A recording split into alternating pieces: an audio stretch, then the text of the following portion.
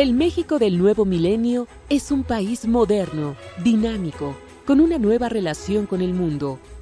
Es un país de más de 120 millones de habitantes, con una de las mayores economías y un gran potencial de crecimiento.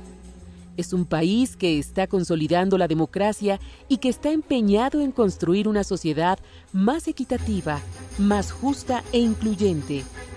Es también un país de múltiples contrastes, en el que cerca de la mitad de la población vive todavía en condiciones de pobreza y marginación, sobre todo en las zonas rurales y en las comunidades indígenas.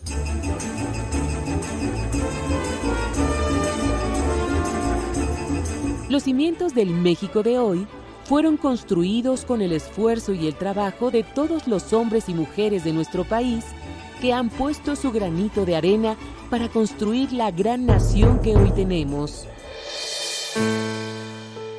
Conocer la historia es no repetir los errores y aprovechar los aciertos. Un grupo de profesionales mexicanos, enamorados de su patria, consideran que en una época de definiciones y redefiniciones políticas, económicas e ideológicas, conocer la historia contemporánea del país, sus aspiraciones, sus triunfos, sus errores y éxitos, resulta de un valor incalculable. Máxime, si estos son relatados por quienes contribuyeron a hacer de México el país que es hoy, con sus enormes logros, sus desaciertos, sus incongruencias y sus sueños. Hoy tenemos la gran satisfacción de entrevistar a un mexicano excepcional, que ha conseguido combinar sus reconocidas notas como investigador científico, su vocación de maestro y dirigente de grupos de investigación y de un respetado político en el ámbito nacional, el señor doctor Héctor Mayagoitia Domínguez. Señor doctor Héctor Mayagoitia Domínguez, y muy emotivo que lo haga en forma tan cálida, tan entrañable, y hacernos sentir en casa. Gracias, doctor. Gracias por la entrevista y gracias específicamente porque hayan venido a esta su casa para que conversemos, y además quiero felicitarles muy cordialmente por esta iniciativa maravillosa de buscar, como usted comentó muy atinadamente, las experiencias del pasado, pues para mejorar lo positivo y para eliminar lo negativo. Muchas gracias. Y para empezar por el principio, yo le quiero preguntar, doctor, ¿cómo es la infancia de usted? ¿Cómo transcurre su adolescencia? ¿Cuáles son sus primeras inquietudes? La verdad es que yo nací en la ciudad de Durango, en la capital de mi estado, en 1923, 7 de enero. Acabo de cumplir 90 gloriosos años. A los 6 años de edad nos fuimos a Gómez Palacio. Mi padre, de toda la vida, fue ferrocarrilero. Se vuelve a regresar a Torreón, ya como conductor de los ferrocarriles, y ahí termino yo en la escuela primaria Centenario, muy famosa en Torreón. Al terminar mis estudios de primaria, realmente yo no tenía mayores perspectivas de continuar porque las condiciones económicas de mi padre no lo permitían. Consecuentemente me incorporo por unos meses a trabajar en una tienda de ultramarinos en Torreón, y veo un día en el periódico una convocatoria para inscribirse en una escuela secundaria para hijos de trabajadores que fundó el general Cárdenas. 6 en total en todo el país. Entonces yo termino mis estudios de secundaria en el mes de julio. Pero antes sí quisiera comentar que durante el lapso de la secundaria había prácticas propiamente, excursiones, más que excursiones eran prácticas sociales. Nuestros profesores, todos profesores de izquierda, que atendían todas las asignaturas, como Terrazas, el ingeniero Terrazas, que dirigió Tonacintla, el planetario Tonacintla, en fin, en Puebla. Entonces nos llevaban a visitar los ejidos y a hacer prácticas de diversa naturaleza junto con los ejidatarios, mientras que ellos, los profesores, los instruían probablemente en la organización. Te recuerdas que para ese año, para 1937, 38, 39, que estuve ahí, recién estaban en organización el reparto agrario que había hecho unos meses antes propiamente el general Cárdenas en la comarca lagunera. Bueno, la verdad es que desde que estudié la secundaria tuve una atracción especial por las asignaturas de tipo biológico, independientemente de que, yo destacaba así, según mis calificaciones, en química, física y matemáticas, pero al final de cuentas era la rama científica la que me interesaba. Por cierto, con una playa de profesores, pero de primera. La mayoría de ellos eran de los refugiados españoles, que lógicamente, como era una nueva escuela, una nueva estructura educativa del sistema de escuelas para hijos de trabajadores de mi general, entonces los había contratado tanto ahí como en el Politécnico. Muchos de ellos eran al mismo tiempo profesores del Politécnico.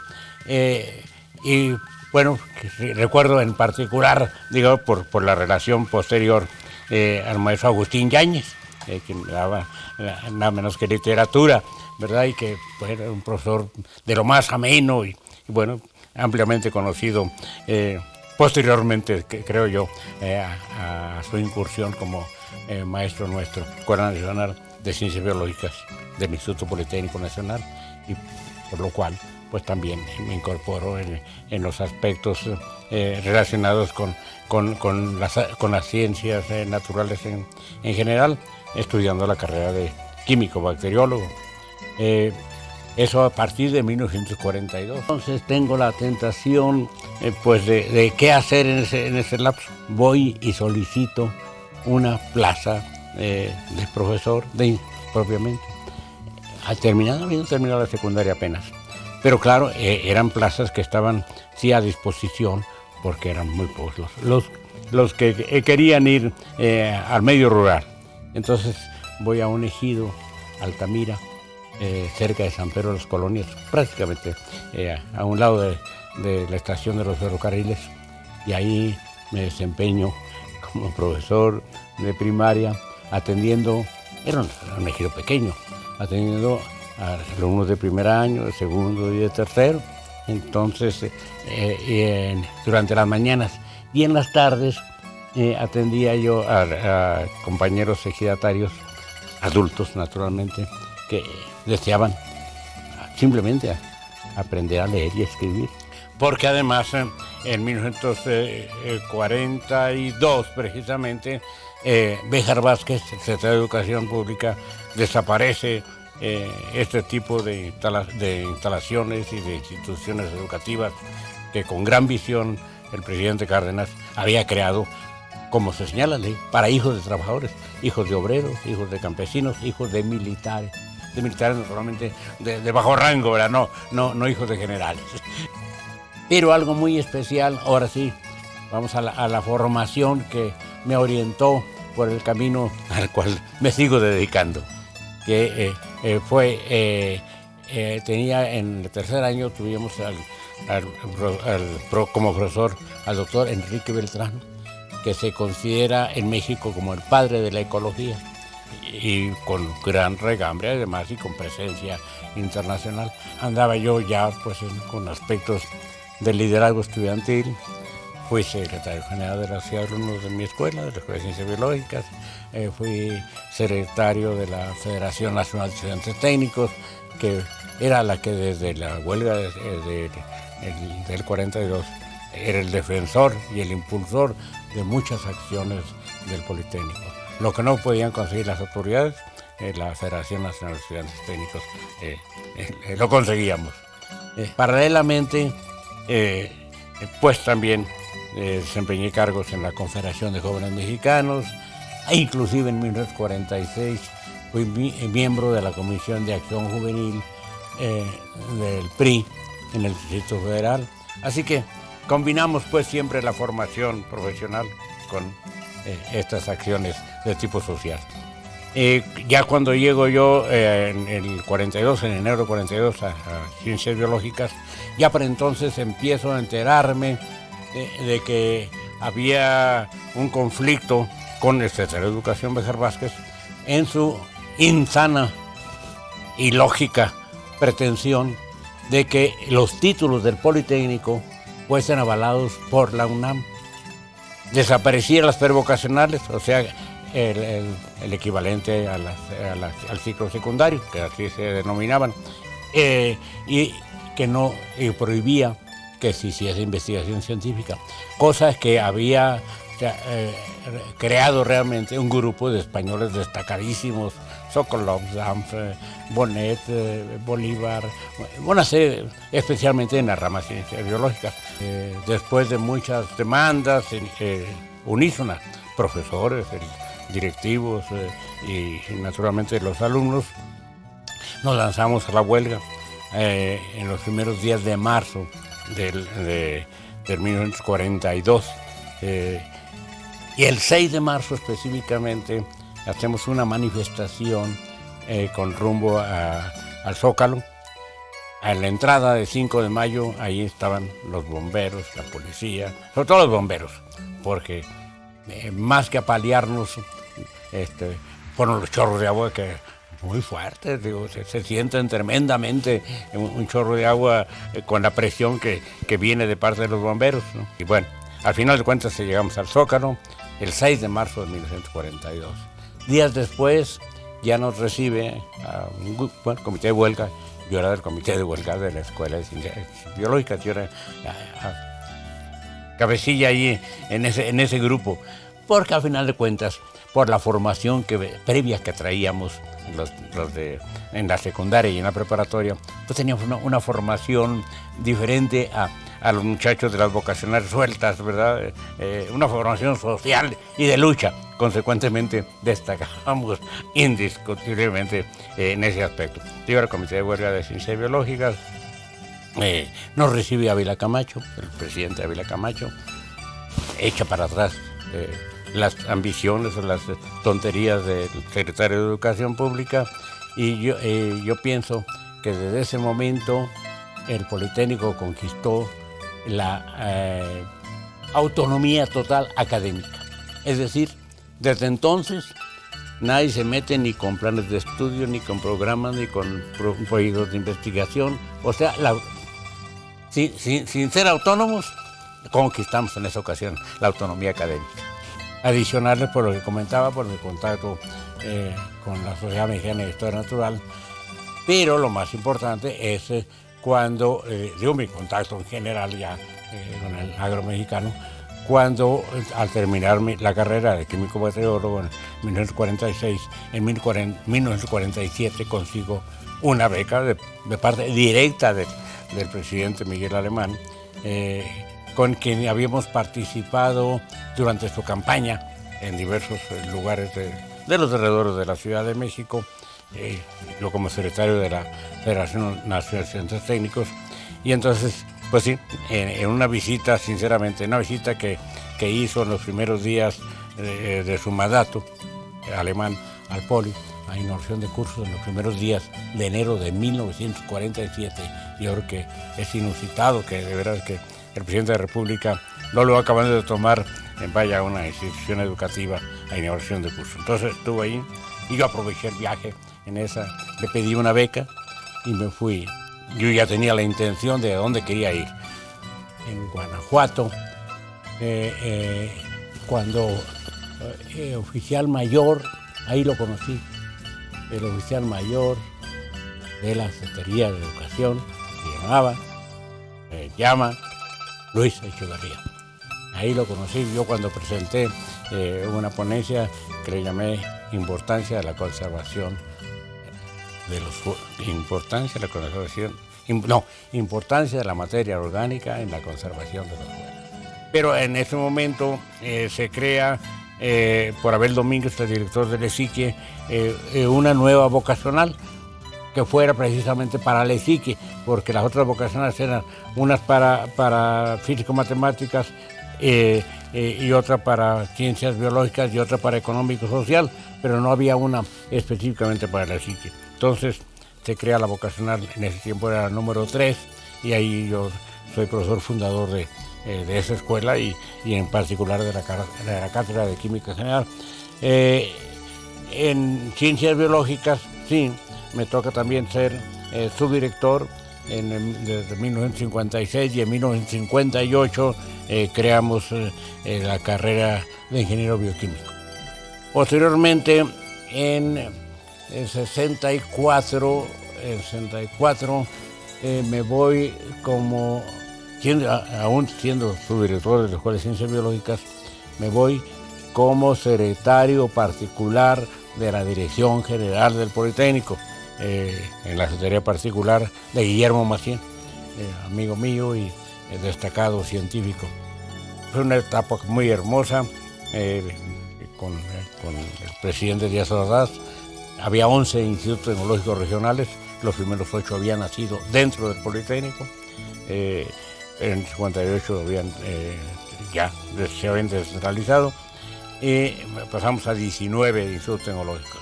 Y dependían de mí todas las escuelas técnicas del país, todas, prevocacionales, vocacionales y las profesionales, los tecnológicos, todo menos el Politécnico. El Politécnico dependía directamente del subsecretario. En 1968, el presidente Lázaro Cárdenas, el expresidente Lázaro Cárdenas, dirigía como vocal ejecutivo la comisión del Balsas. Entonces se lo voy a platicar. En esa función me invita a una gira a la comisión del Balsas. Veo, ahora sí, con mis propios ojos, el cierre de la villita para hacer la presa ahí, cuando se cierra el río. Cuauhtémoc Cárdenas me invita a continuar la gira. Y nos vamos con rumbo a Oaxaca, hasta una población alejadísima, difícil de arribar, puras brechas propiamente, ¿no? Y llegamos a la población Silacayuapan, Oaxaca.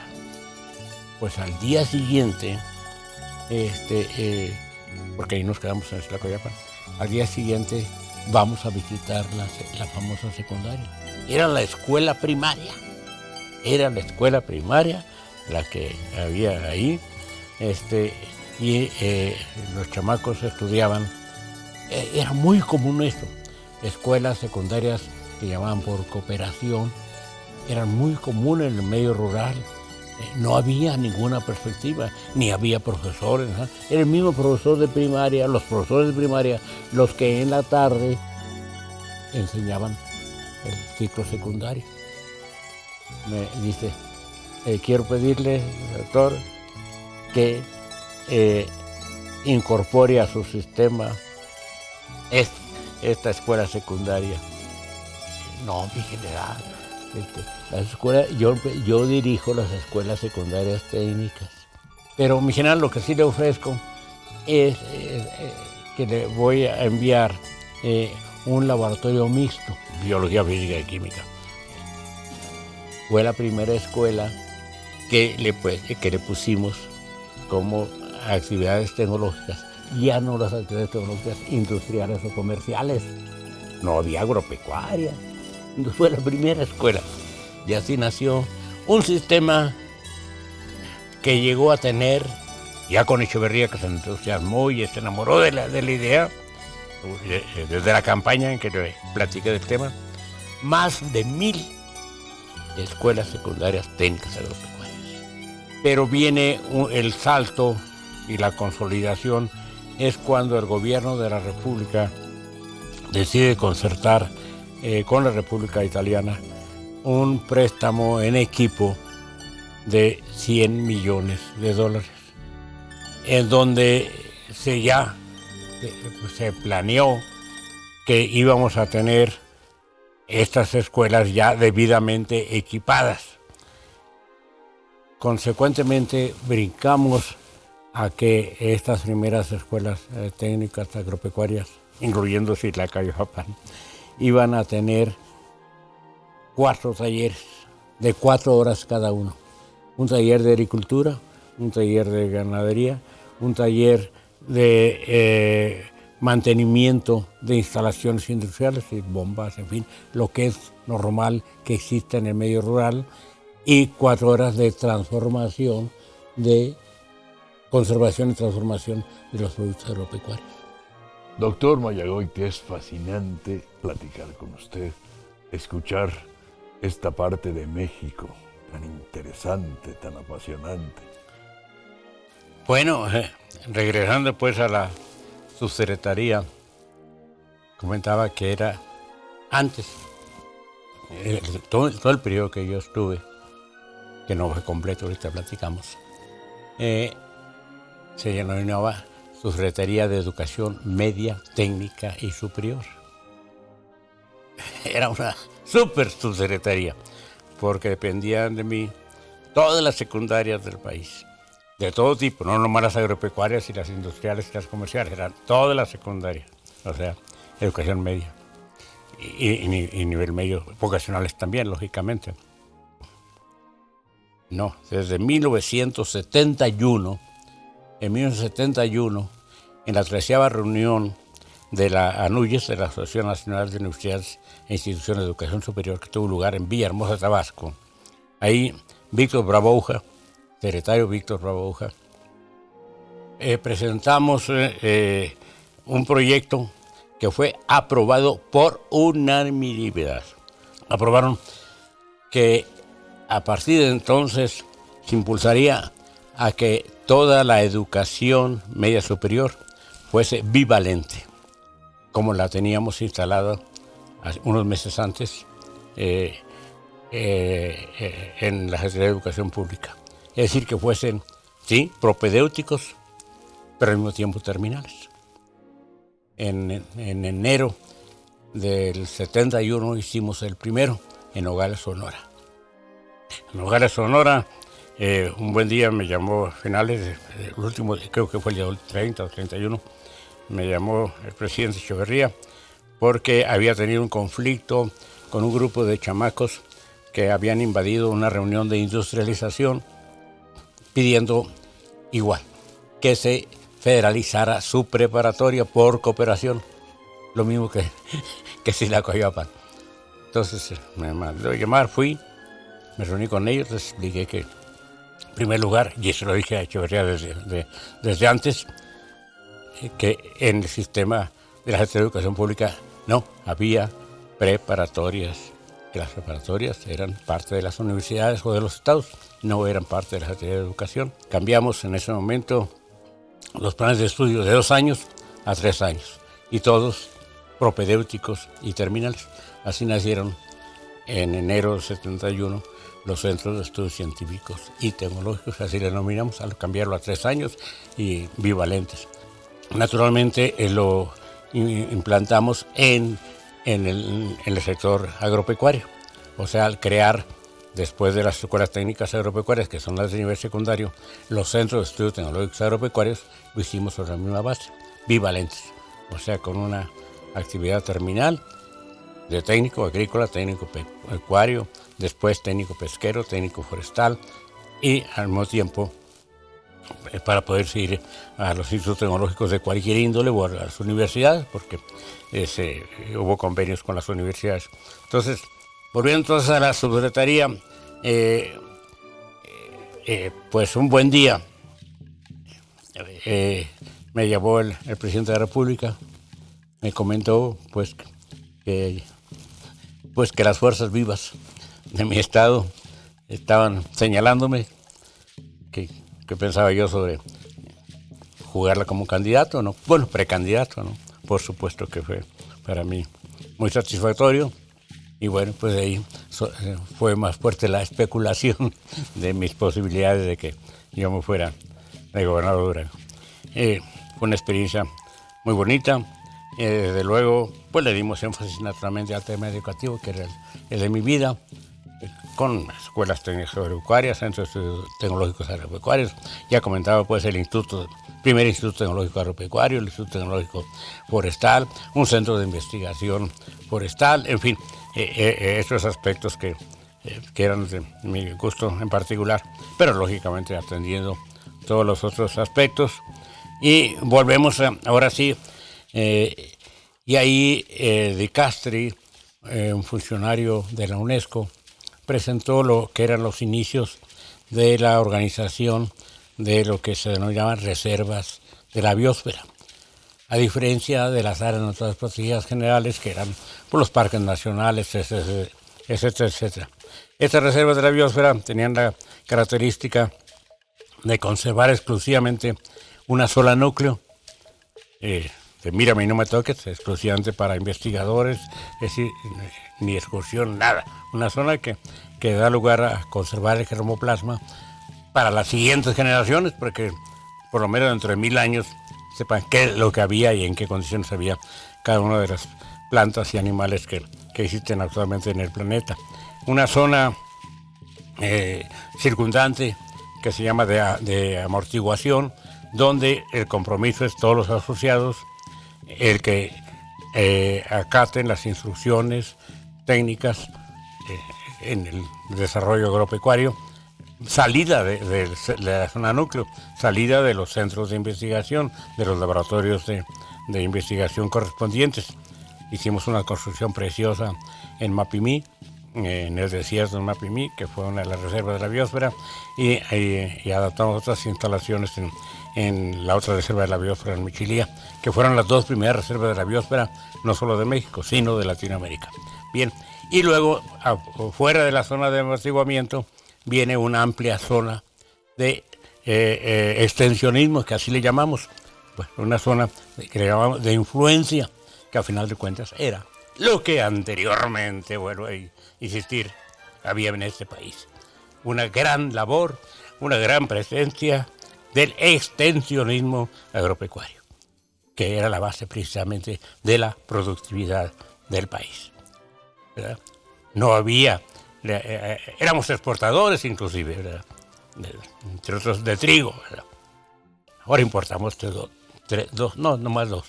millones de toneladas de trigo al año, junto con 8 millones de toneladas de maíz, junto con 2 millones de toneladas de sorgo y otros casos similares. No más el 43% que estamos consumiendo, 43% de los alimentos que consumimos. 43% vienen de fuera. Bien, el extensionismo era fundamental precisamente para elevar la productividad y al mismo tiempo para conservar los suelos, ¿sí? Para no agotarlos. Pero decía, en la reunión de zoología y ecología, entonces se nos presentó el tema de las reservas de la biosfera. Creamos estas dos primeras reservas de la biosfera y bueno, pues tuvieron un gran impacto nacional e internacional, hasta el grado que en junio del 79 se invitó junto con Gonzalo Hafter, que era el inspirador científico, promotor de estas reservas de las biosferas, que le da sustento científico. Nos invitaron a UNESCO, a París, a la sede de la UNESCO, a presentar lo que llamaban el modelo mexicano. El modelo mexicano, ¿por qué? Porque desde que los organizamos logramos la conjugación de ejidatarios, comuneros, tepehuanos, los tepehuanos en la Michilía, ejidatarios, pequeños propietarios, el gobierno del estado, el gobierno del municipio y CONACYT y la universidad y el tecnológico de Durango. O sea, una conjugación de todos. Y sobre todo, más que nada, de los campesinos que desde un principio acataron la instrucción en el área de amortiguamiento de actuar. Primero en la ciudad de Durango, los alrededores de la ciudad de Durango, en la presa Guadalupe Victoria, empezamos a proliferar la producción pesquera y llegamos a tener 50,000 hectáreas de aguas interiores rurales en ejidos y con una gran producción, hasta el grado que no había ya qué hacer con ellos, entonces logramos con Raúl, que era el secretario de Pesca, instalar en Gómez Palacio un frigorífico con capacidad para 2.000 toneladas. Y ese año 96, que fue el año que fue 76, logramos inclusive que fuera reconocido Durango como el mayor productor nacional pesquero en aguas interiores.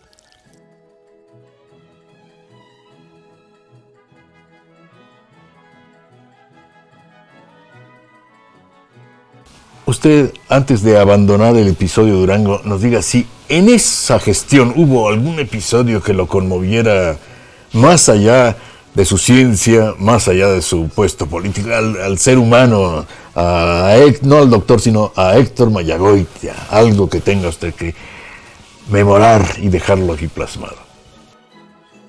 Bueno, fueron muchos, pero sí, quizá podríamos recordar el episodio de 1978, el natalicio de Francisco Villa, duranguense,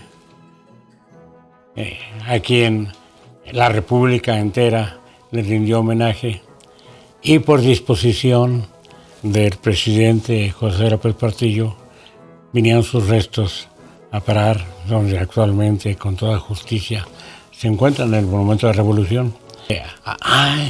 Entre otros, mandamos a hacer esto, está en la ciudad de Durango, este monumento, Francisco Villa, y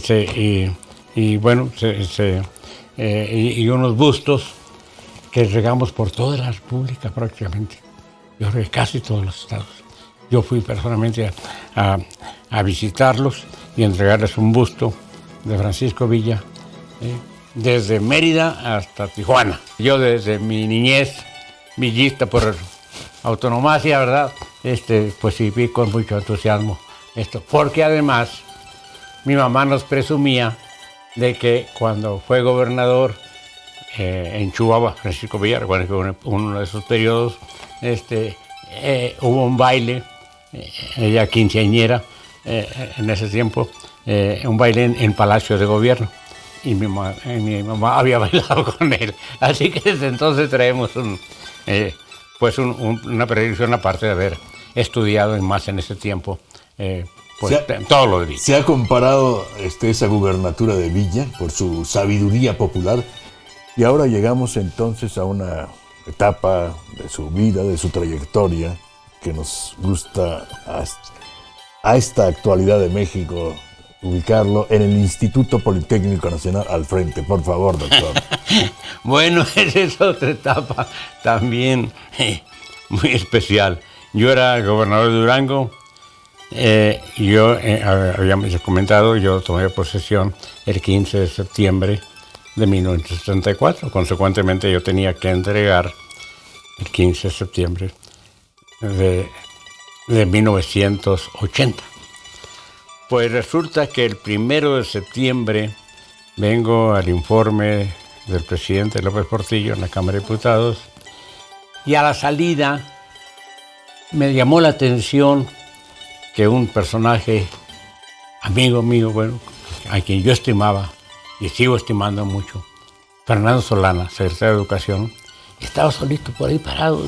Es decir, yo me había entretenido saludando a amigos, funcionarios y diputados, y lo vi solito. Me llamó la atención, dije, ¿quién estará esperando? Pues era a mí. Entonces, ya en la explanada, antes de empezar las escaleras en la Cámara de Diputados, se me acerca, me dice, hola, ¿cómo estás? Porque no nos habíamos visto, naturalmente, cada quien por su lado. ¿Cuándo te vas? Le digo, mañana temprano, a Durango. Te invito a tomar un café en casa, y ya me dio el domicilio. En Pedregal, por cierto, aquí en esta área. No me acuerdo la calle, pero sí era en el Pedregal. Llegué a su casa, como a las 6 de la tarde me citó. Me apantalló en la biblioteca, una biblioteca preciosa, enorme, en fin. Bueno, pero el caso es que entonces ya nos sentamos a tomar el famoso café.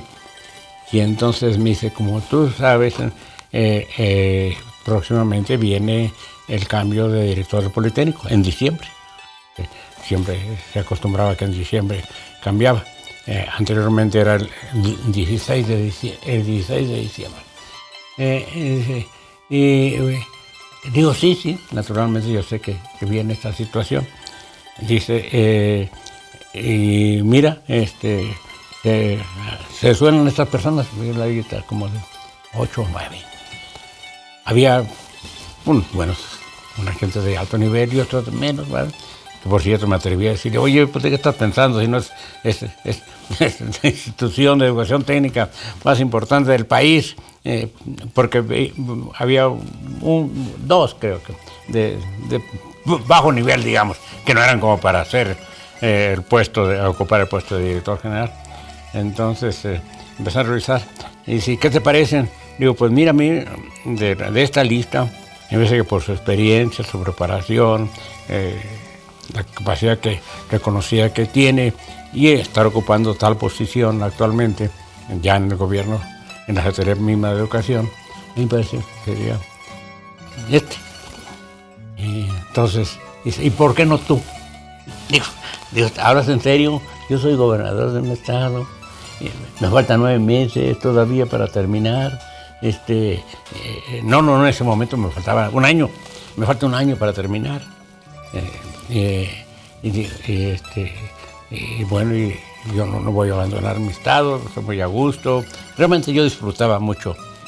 Sin embargo, pasa el tiempo y el 11 de diciembre de ese año, de 79, estaba yo en el Museo de Historia Natural, del cual yo era miembro del Consejo Directivo del Instituto de Ecología AC, que tenía su sede precisamente allí en el Museo de Historia Natural, porque Gonzalo Hafter, mi amigo querido Gonzalo Hafter, era el director de este Instituto de Ecología, allí en el Museo de Historia Natural, en Chapultepec. Entonces, había terminado la reunión, estaba Ramón Aguirre, de regente, y había asistido, porque él era miembro de este consejo. Estábamos ahora sí que en el vino de honor. Me crucé, llegué al despacho del presidente, entonces me agarró así, mucho más alto que yo y fornido, ¿verdad? Me dice, casi me volteó así, me dice, ni modo, Héctor, buscamos y no encontramos. Usted es el indicado para dirigir a su alma mater. Así que, ni modo, entonces ya no tuve más remedio, nomás le dije así al presidente, pero actualmente hay una situación difícil en mi estado. Teníamos, igual que ahora, no tan larga como ahora, de 2 años, en Durango, una sequía de ese año fuerte. Se han perdido las cosechas de frijol, en el cual éramos el primer productor a nivel nacional. Después seguía Zacatecas. Y me dice, no se preocupen, vamos a ayudar, a apoyar y dar a conocer que ustedes vienen a ayudar al gobierno de la República porque de aquí va a seguir sirviendo a Durango, en fin, cosa que fue cierto. De inmediato, el mismo mes de diciembre mandó dinero y mandaron, la esposa mandó un montón de cobijas y no, realmente sí. Inmediatamente hubo un apoyo y hubo una buena promoción de por qué me venía yo a dirigir el Politécnico. Y así me vine entonces el 12 de diciembre, tomé posición en la CEP con Salvana, y el 13 de diciembre ya en el Poli. Y con el poder presidencial, pues pudimos tener acciones importantes como fue la igualación de sueldos del Poli con la UNAM. Y yo le decía al presidente, bueno, primero se le decía a López Portillo y luego a De la Madrid, secretario de Programación y Presupuesto, les decía yo, díganme nomás cómo le digo al mismo profesor de química en el Poli, ¿por qué gana menos que esa misma clase con el mismo libro de texto en la UNAM. Nomás dígame, ¿cómo se lo explico? Era mi argumento así tan sencillo. No, me dice Solano, ¿cómo crees? Se vino una cadena tremenda, imagínate los tecnológicos y después los normales. Eso es imposible que se pueda hacer esto. Entonces digo, bueno, pero sí me autorizas desde luego a que yo siga buscando esta situación, no puedo dejar de luchar por ella. Sí, hombre, haz lo que quieras, ok. Me fui con el a Madrid, no, pues tampoco, y ahí sí me hicieron cálculos, cuentas, no, era un titipuchal de dinero, de millones, o sea que no solamente el equilibrio de sueldos y prestaciones del poli, sino la cadena que se venía, y sí se vino después, fue cierto, años después, pero se vino toda la cadena con los tecnológicos y con todo el sistema de educación superior, se vino la cadena y sí costó mucho dinero, pero muy justo, ¿verdad? Pues eran las mismas actividades. Entonces, sí, eso fue, pues sí, una forma de... El 5 de febrero, que como ustedes saben, se conmemora el aniversario de la Constitución con una gran celebración en el Monumento de la Revolución. Entonces me designaron a mí como orador a nombre de los tres poderes. Bueno, aparte de que cumplí con esa misión enorme, ¿verdad? Bueno, fue un espaldarazo al final de cuentas de parte del presidente de la República.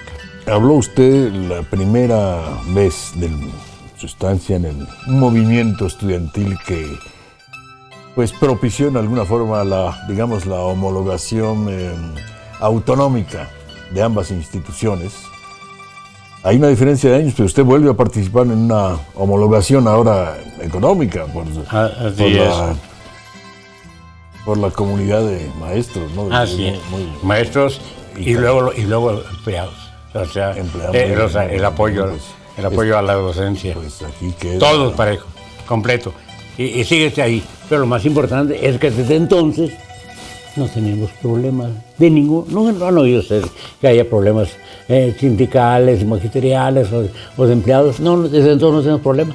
¿Por qué? Porque la UNAM plantea su problemática y a fin de año vienen sus incrementos y nosotros un par de meses alzamos la mano. Acá estoy. Entonces viene su etapa con así, querido doctor. Sí, bueno, sí. Siendo director del Politécnico y Miguel de la Madrid, precandidato, me nombran, yo era miembro del IEPES desde hace muchísimos años, desde que era su secretario. Así siempre, periódicamente fui cambiando, pero siempre participé activamente en el IEPES, en las diversas posiciones. Entonces me nombran coordinador de ciencia y tecnología del IEPES. Y entonces yo organizo reuniones regionales y luego nacional sobre ciencia y tecnología.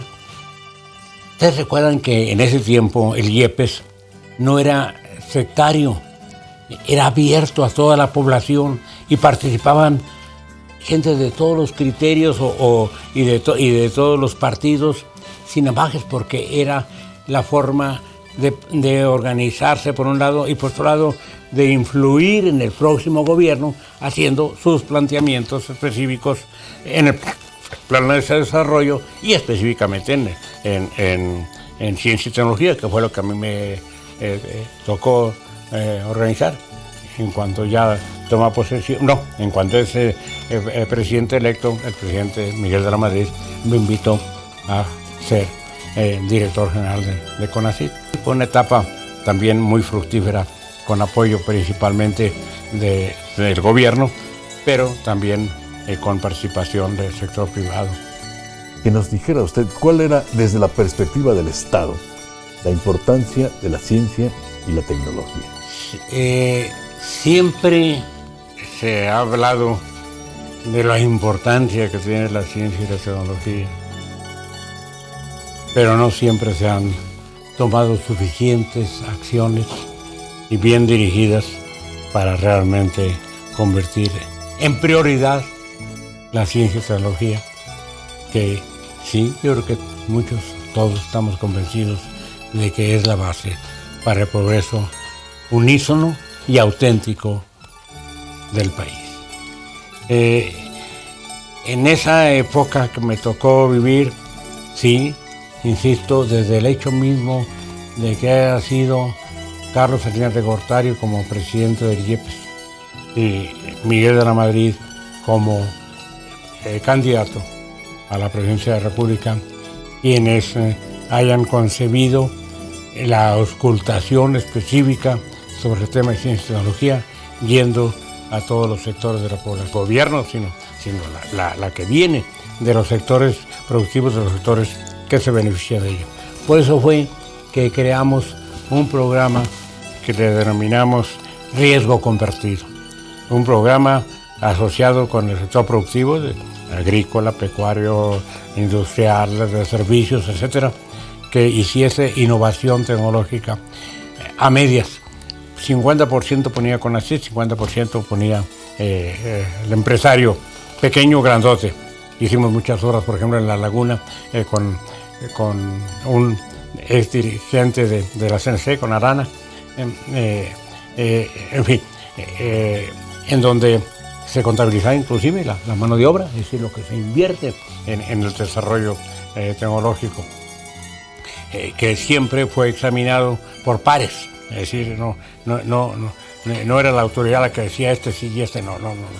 Los pares, o sea, gente equivalentes, expertos en el área, eran quienes dilucidaban a qué proyectos se les daban. Entonces ellos, 50% uno, 50% el otro. Consecuentemente, en los COPLADES se analizaban los planteamientos de ciencia y tecnología de los estados y eran apoyados por los estados, aparte del apoyo de CONACYT. Creo que eso fue otro enfoque también, pues realmente muy interesante. El programa de becas tradicional, que en mucho tiempo se conocía a CONACYT como el dador de becas, ¿verdad? No por el impulsor de ciencia y tecnología, pues restringimos las salidas al extranjero exclusivamente para doctorado o algunas maestrías que no había desarrollo en México, como la biotecnología, me recuerdo, que sí apoyamos maestría. Todo lo demás para el extranjero, puro candidato a doctorado.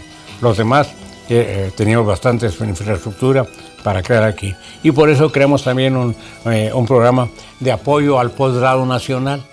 Y en ese programa, entonces, fortalecimos fuertemente y hubo reconocimiento de los posgrados nacionales justificados, ¿sí? Posgrados realmente de categoría, o para que, ya estando en el proceso, pudieran mejorar sus acciones. Creamos un servicio social múltiple, centenares de jóvenes que siguen saliendo cada año al medio rural, auténticamente al medio rural, sino que hay un programa de darle seguimiento para que los proyectos que ahí se realizan, arquitectónicos, de salud, de cualquier otra índole, de mejoría de la producción agropecuaria, etcétera, para que haya un seguimiento y consecuentemente se vea que llegue a algún rumbo, que no simplemente ya estuvieron aquí 2, 3 meses y ya nos vemos. Ahora creo que es tiempo ahora sí de acompañarle al Senado de la República en esta etapa de su trayectoria. Y su vinculación con las causas campesinas y las políticas campesinas de México. Perdón, doctor. Bueno, quisiera nomás ampliar que al establecer el año sabático en el Poli era una demanda antiquísima. Con Héctor Olivares, pues la Liga había sido desde anterior, cuando lo nombré director de una escuela técnica agropecuaria, y bueno, y él participó y desde la CNC vio la expansión que le estábamos brindando en todo momento al sector agropecuario, aún de CONACYT, en que una de las prioridades que establecimos fue agroindustrias. Pues me fue a visitar en alguna ocasión a CONACYT y me invitó, que por esa cercanía que tenía ya con la CNC, miembro del Consejo Consultivo, a que formara parte de la pretensión de la CNC a la bancada para senador. En el Senado, pues fui presidente de la Comisión de Energéticos, fui presidente de la Comisión de Educación, fui presidente de la Medalla Belisario Domínguez, secretario primero de la Comisión de Ecología y Medio Ambiente, receso, pues yendo a visitar a los paisanos ser transmisor de sus requerimientos, de sus necesidades, tanto en el agro como en las ciudades de Durango. La plantación, la reforestación, o sea, también está bajo mi responsabilidad de la reforestación urbana y rural, claro, todo bajo la guía del vocal ejecutivo, que era lo que había, un vocal ejecutivo de la Comisión Coordinadora para el Desarrollo Rural, a quien la Dirección Técnica apoyaba. Y bueno, como constancia está el ingeniero Sergio Reyes Osorio, que fue mi jefe. Este proyecto lo consiguió Colosio en 1992 en la Cumbre de la Tierra en Brasil. Lamentablemente se ha ido desdibujando y bueno, cambiando los criterios, ¿verdad? Ciertamente desde entonces, desde que era Cocoder, había una vigilancia estrecha por conservar nuestros bosques y nuestros suelos agrícolas, ¿verdad? Había problemas de invasiones que se les invadían. Y bueno, ahorita hay cerca de 800 invasiones en las 36.000 hectáreas bueno, ya no son 36.000 seguramente, de hectáreas de bosques, de apoyo al desarrollo agrícola, pero lamentablemente, y ahora con la modificación del artículo 27, peor tantito, se ha ido desdibujando, disminuyendo las áreas verdes, ¿verdad? En aras de la invasión, casi sin mayor vigilancia, aunque últimamente, afortunadamente hasta ahora, he visto que ha habido 2 o 3 desinvasiones de áreas importantes que están dentro de lo que llamamos área protegida. Eran 80.000, números redondos, de área verde y 70.000 de área urbana. Yo me temo que ahora andamos al revés, y eso pues tiene problemas no solamente de captura, que disminuye, de dióxido de carbono para evitar o disminuir el calentamiento global, ¿verdad? En cuanto a que los bosques absorben por fotosíntesis entre 8 y 10 toneladas por hectárea de dióxido de carbono y luego retienen en su masa, en sus ramas, en su tronco, en sus hojas, en el sotobosque mismo, ¿verdad? Entre 180 y 220 toneladas por hectárea. Y por una parte, entonces al disminuir, pues lógicamente disminuye eso y las consecuencias, pues no solamente son locales, sino son mundiales. La contribución de México al problema grave que es el problema de la humanidad actual, ¿verdad? El problema del calentamiento global como parte del cambio climático. Entonces creo que eso disminuye, pero lo más grave es la disminución de la infiltración del agua. Cada metro cuadrado de bosque que se invade son 250 litros por metro cuadrado. Por cada metro cuadrado invadido es 250 litros de agua menos que se recarga. Y ahí, en esa área, es donde la escasísima agua que se infiltra y que llega al acuífero, el 70% proviene de esa área verde. Consecuentemente, estamos contribuyendo seriamente a disminuir la recarga del acuífero. Aparte de la tontería que siempre hemos hecho, ¿verdad? De traer agua millonariamente, y millonariamente la mandamos al Golfo de México, ¿verdad? Por cierto, en esa época opiné negativamente, ya no estaba Sergio, cuando vino esta situación, en contra de un proyecto que ahora se está construyendo. Un proyecto de JICA, de un proyecto japonés para instalar una planta, una gran planta de tratamiento de aguas residuales. Creo que eran 42 metros cúbicos por segundo.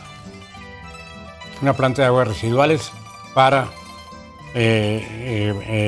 tratar el agua residual de la Ciudad de México y mandarla al Golfo de México. Ya tratadita, eso sí, los pescaditos de allá del Golfo, por supuesto que iban a estar muy felices de no estar siendo contaminados. Una buena parte de esos 23 metros cúbicos por segundo que hay ahorita y otras 6 plantas que se van a construir adicionales para llegar a 42, yo espero que una buena parte sí sirva, no para el Golfo de México, sino sirva para recargar el acuífero. El acuífero de México, de la Ciudad de México, se abate casi 1 metro por año. El nivel freático, el nivel superior del acuífero, se baja casi medio metro. Y por eso la ciudad se hunde mínimo 10 centímetros. Entre 10 y 40 centímetros al año se hunde la ciudad. Y ahí vemos barrancas por doquier y fracturas y zanjas, en fin, y los camiones enteros que se van hacia abajo, etcétera, aparte de los edificios y en cuando tiembla un poquito para abajo, ¿verdad? Por exceso de extracción del agua. El 30% del agua que consumimos viene de aquí abajo.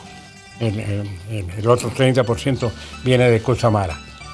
Y a futuro dicen que de Atoyac, de Macusac, de varios sitios, que no es cierto, no se van a dejar. Así como no se dejaron los campesinos para el proyecto de traer 5 metros cúbicos adicionales de agua, se van a negar los demás. Los demás campesinos se van a oponer a que la propia agua que ellos tienen no la llevemos y agotemos como agotamos el Lerma. El Lerma, en gran medida, nosotros lo agotamos. Los defeños fuimos los que agotamos los acuíferos del Lerma. Claro, junto con las industrias de allá mismo del Estado de México que se pusieron a los lados del Lerma, ¿verdad? Y ahora ya es un erial aquello. Entonces, todavía es tiempo de salvarlo. ¿Cómo? Recargando nuestro acuífero. Nada más. México. ¿Qué quiere decir eso del equilibrio?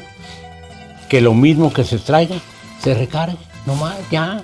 Ya lo pasado, bueno, ya nos hundimos. Pero siquiera que no sigamos incrementando esta situación. Pues comentábamos este tema tremendo del agua, ¿verdad? Por falta de buen uso de la misma, por falta de reciclar el agua, reciclarla para tratarla 1 y 1000 veces. El agua es H2O, no se agota ni se destruye. Es la misma agua que hay desde hace 3200 años en la Tierra, es la misma, no hay más, no viene de otras partes. Es de aquí mismo la que está dando vuelta esa agua. Claro, está en nuestros organismos, está en las plantas, etcétera, ¿no? Pero a final de cuentas es la misma cantidad de agua. Entonces, sí, el equilibrio hidráulico de la Ciudad de México es indispensable. Entonces, desde Cocoder primero y después en Corena, me tocó apoyar a los vocales ejecutivos, San Juan Fuentes Bove, Reyes Osorio, en fin, Mastache, hubo varios pasados y yo seguía ahí. Seguía o como con el puesto de director general técnico o después cuando se cambió la estructura entonces y desapareció el puesto, entonces pasé a ser director